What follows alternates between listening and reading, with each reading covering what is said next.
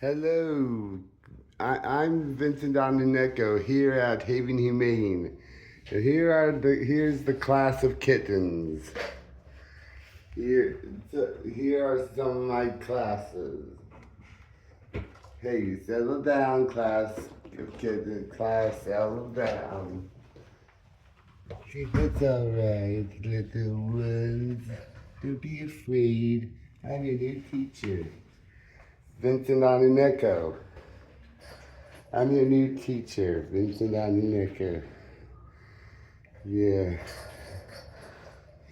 Here, take a look at them. Look at these kittens. Yeah. Now settle down, class. Settle down. I'm gonna read a book to you. Hey. Yeah. Yeah. Come on. Hey, so did you sign up for a volunteer shift today? Yes. So the shifts don't open till 11. Oh. So I don't know how you signed up for a shift because we're cleaning in the morning. So this socialization shift starts at 11. Sorry. That's something we really need you to be mindful of. Okay. So next time you come in, you need to wear your shirt, sign up for the shift. I need a new shirt. Okay. So I'll have Katrina do that later. She can help you with that, get you a new one. Yeah. You're more than welcome to stay today, but moving forward, you gotta follow the rules. Okay. Okay, but I'll let you hang out with the kitties today. Okay. The higher ups.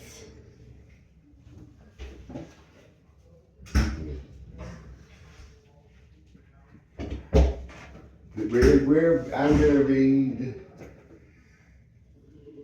The Magician's Nephew by C.S. Lewis. Yeah. Settle down, class. Settle down.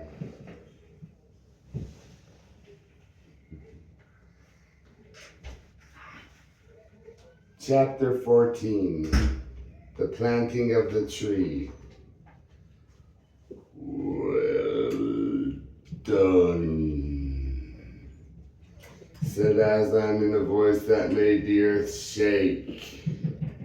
Then Diggory knew that all the Narnians had heard those words and that the story of them would be handed down from father to son in that new world for hundreds of years and perhaps forever.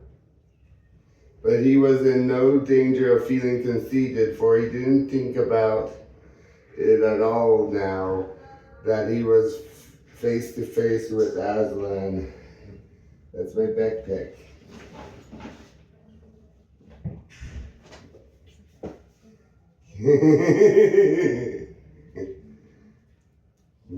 Surprise.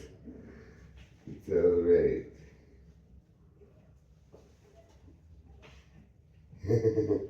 Settle down, class.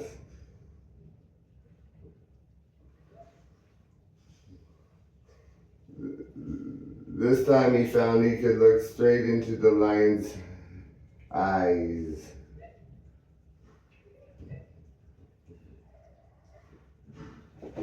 He had forgotten his troubles and felt absolutely content. Well done, son of Adam, said the lion.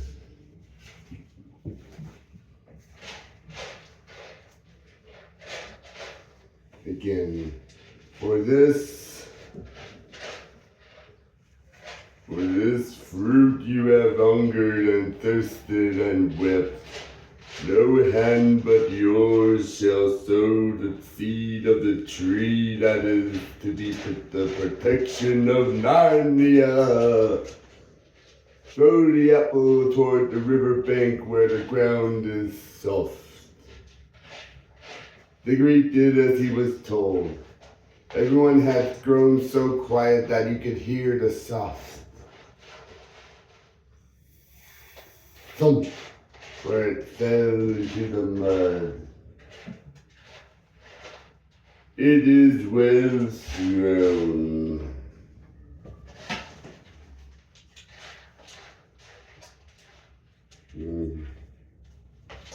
Said Aslan, let us now proceed to the coronation of King Frank of Narnia and Helen his queen.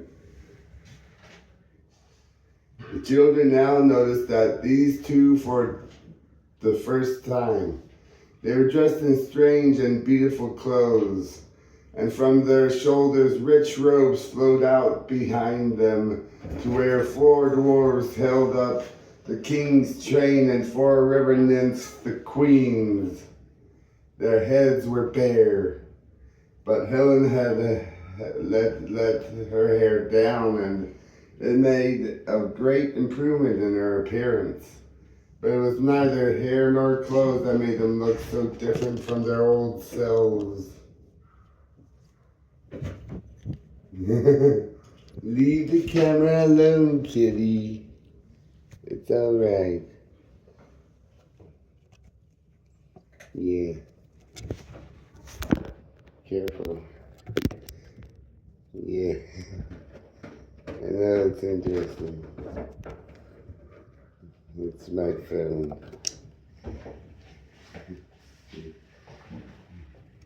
Yeah. Yeah.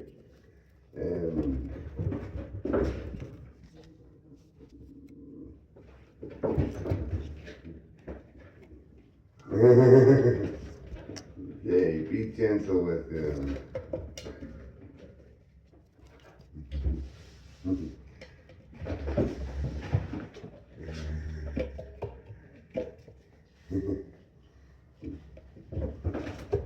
Their faces had a new expression, especially the king's. All the sharpness and cunning and quarrelsomeness which he had picked up as a London cabby seemed to have washed away.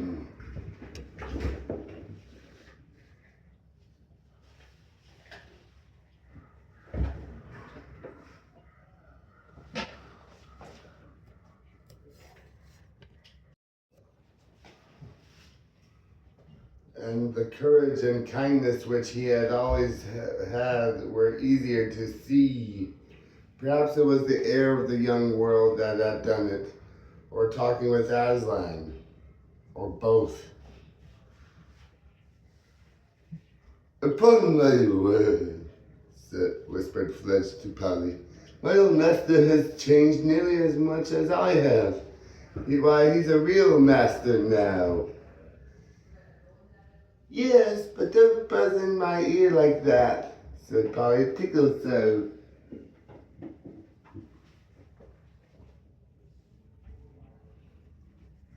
No, said Aslan.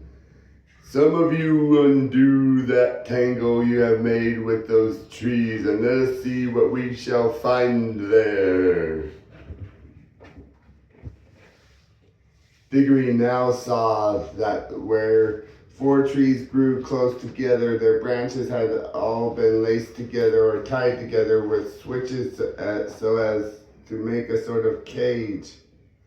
The 2 elephants with their trunks and the few dwarves with their little axes soon got it all undone. There were 3 things inside. One was a young tree that seemed to be made of gold. The second was a young tree that seemed to be made of silver.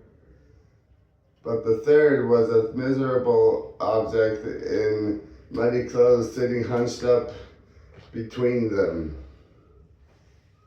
Gosh, whispered Diggory, it's Uncle Andrew. To explain all this, we must go back a bit. The beast, you remember, had tried planting and watering him. When the watering brought him to his senses, he found himself soaking wet, buried up to his thighs in earth, which was quickly turning into mud, and surrounded by more wild animals than he had ever dreamed of in his life before. It is perhaps not surprisingly that he began to scream and howl. That was in a way a good thing, for it at last persuaded everyone, even the warthog, that he was alive. So they dug him up again. His trousers were in really shocking state by now. As soon as his legs were free, he tried to bolt, but one swift curl of the elephant's trunk round his waist soon put an end to that. Everyone now thought he must be safely kept somewhere till Aslan had time to come and see him and say what should be done about him. So they made a sort of cage or coop all around him. They then offered him everything they could think of to eat. The donkey collected a great pile of thistles and threw them in, but Uncle Andrew didn't seem to care about them. The squirrels bombarded him with volleys of nuts, but he only covered his head with his hands and tried to keep out of the way. Several birds flew to and fro and dropping worms on him. The bear was especially kind. During the afternoon, he found a wild bee's nest. Instead of eating it himself, which he would very much like to have done, this worthy creature brought it back to Uncle Andrew, but this was in fact the worst failure of all. The bear lobbied the whole sticky mass over the top of the enclosure. Unfortunately, it had Uncle Andrew slapped in the face. Not all the bees were dead. The bear, who would not at all have minded being hit in the face by a honeycomb himself, could not understand why Uncle Andrew staggered back, slept, and sat down. It was a sheer bad luck that he sat down on the pile of thistles. And anyway, as the warlock said, quite a lot of honey has got into the creature's mouth and is bound to have it done it some good. They were really getting quite fond of their strange pet and hoped that Aslan would allow them to keep it. The clever ones were quite sure by now that at least some of the noises which came out of its mouth had a meaning. They christened him Brandy because he made that noise so often. Brandy. In the end, however, they had to leave him there for the night. Aslan was quite busy all that day instructing the new king and queen and doing other important things. He could not attend to poor old Brandy. What with the nuts, pears, apples, and bananas that had been thrown into him, he did fairly not well for supper, but it wouldn't be true to say that he had passed an agreeable night.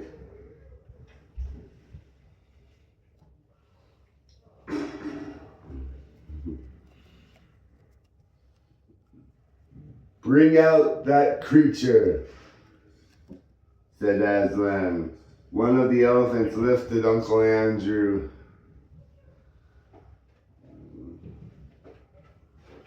in its trunk and laid him at the lion's feet. He was too frightened to move. "Please, Aslan," said Polly, "could you say something to unfrighten him? And then could you say something to prevent him from ever coming back here again?" "Do you think he wants to?" said Aslan. "Well, Aslan," said Polly, "he might send someone else. He's so excited about the bar off the lamppost growing into a lamppost tree, and he thinks..." "He thinks great folly, child," said Aslan. This world is bursting with life for those few days, because the song which I had called it into life still hangs in the air and rumbles in the ground. They will not be for long, but I cannot tell that to this old sinner, and I cannot comfort him either. He has made himself unable to hear my voice. If I spoke to him, he would only hear growlings and roarings. Oh, Adam's sons, how cleverly you defend yourself against all that might do you good. I will give him the only thing that he is still able to receive. He bowed his great head rather sadly and breathed into the magician's terrified face. Sleep, he said. Sleep and be separated for some few hours from all the torments you have devised for yourself. I'm glad you immediately rolled over with closed eyes and began breathing peacefully. Carry him aside and lay him down, said Aslan. Now, dwarves, show your smithcraft. Let me see you make 2 crowns for your king and queen. More dwarves than you could dream of rushed forward to the golden tree. They had all its leaves stripped off, and some of its branches torn off too. Before you could say Jack Robinson,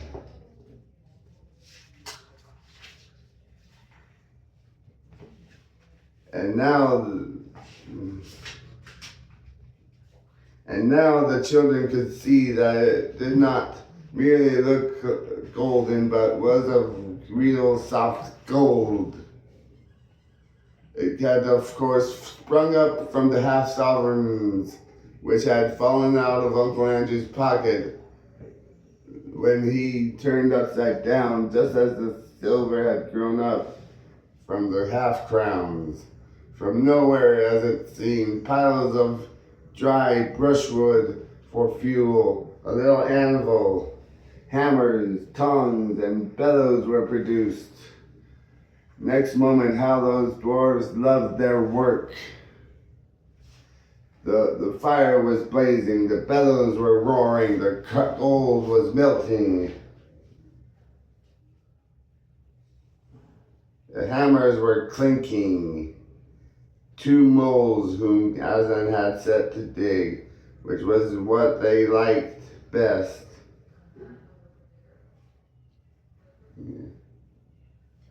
Yeah.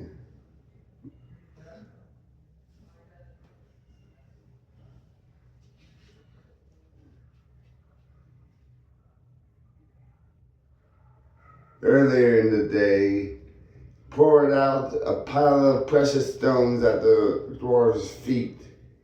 Under the clever fingers of the little smiths, 2 crowns took shape, not ugly, heavy things like modern European clowns, but light, delicate, beautifully shaped circles that you could really wear and look nice by wearing. The king was set with rubies and the queens with emeralds. When the crowns had been cooled in the river, Aslan made Frank and Helen kneel before him, and he placed the crowns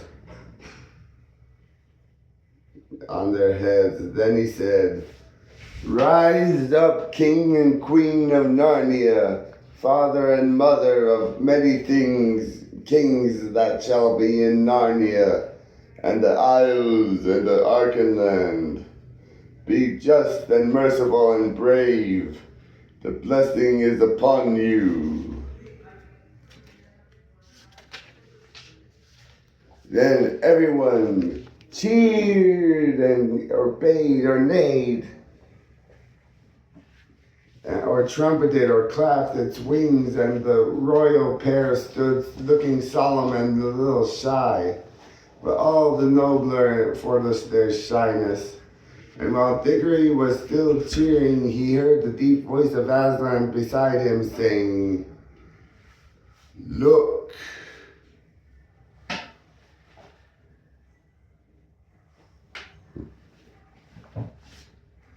Everyone in that crowd turned its head, and then everyone drew a long breath of wonder and delight. A little way off, towering over their heads, they saw a tree which had certainly not been there before. It must have grown up silently, but yet swiftly as a flag rises when you pull it up on a flagstaff. While they were all busied and about the coronation, its spreading branches seemed to cast a light rather than a shade, and silver apples peeped out.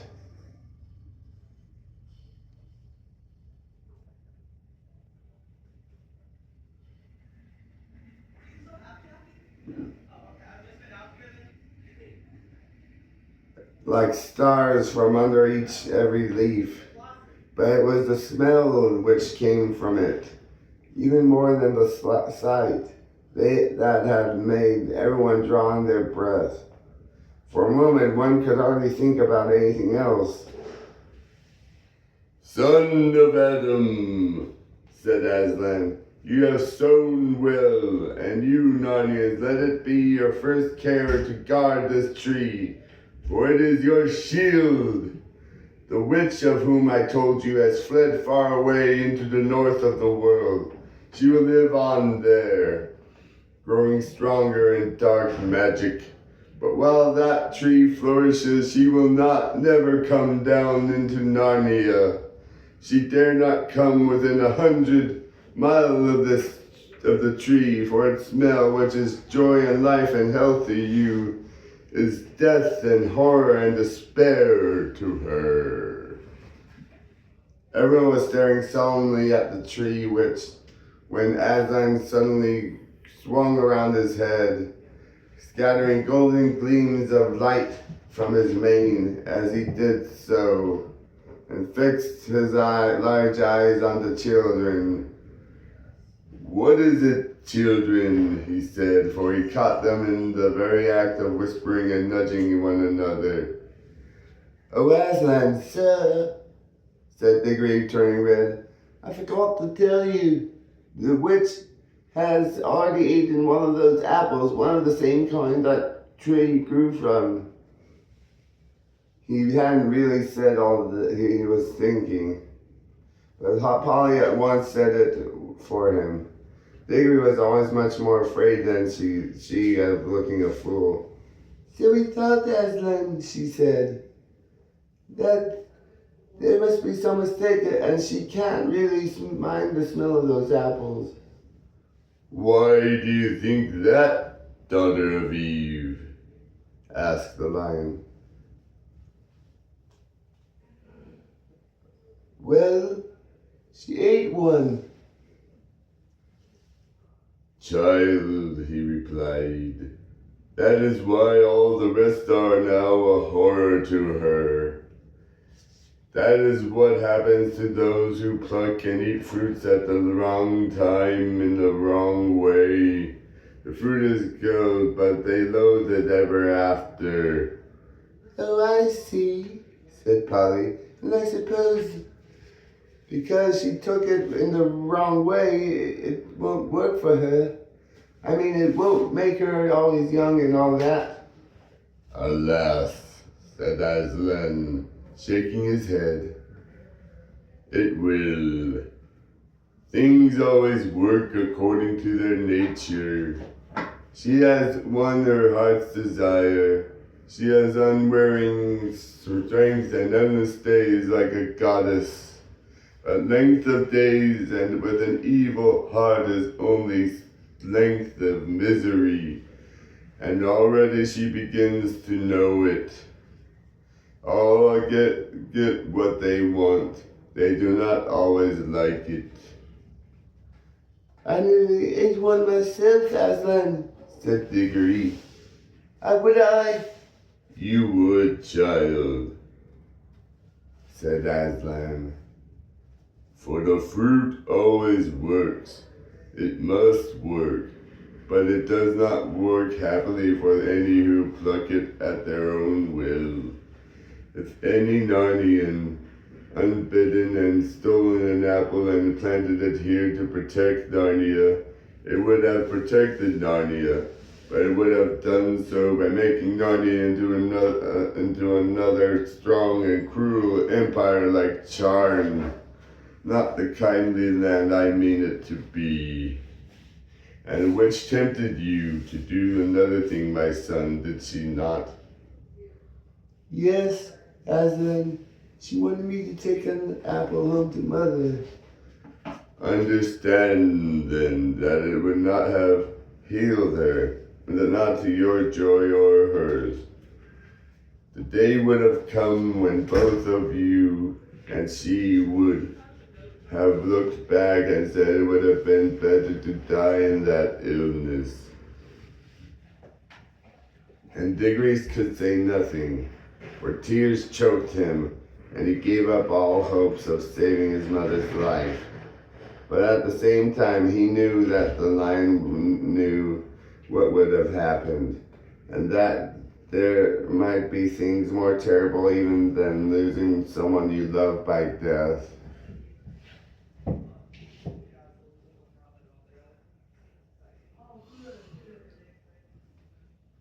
But now Aslan was speaking again, almost in a whisper. That is what would have happened.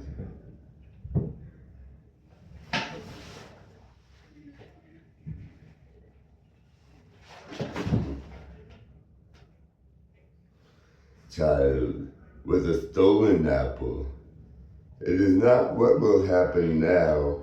What I give you now will bring joy. It will not, in your world, give endless life, but it will heal. Go, pluck her an apple from the tree. For a second, Diggory could hardly understand. It was as if the whole world had turned inside out and upside down. And then, like someone in a dream, he was walking across to the tree. And the king and queen were cheering him, and all the creatures were cheering too. He plucked the apple and put it in his pocket. Then he came back to Aslan. Please, he said, may we go home now? He had forgotten to say thank you, but yet he meant it. And so Aslan understood. Almost done with this book.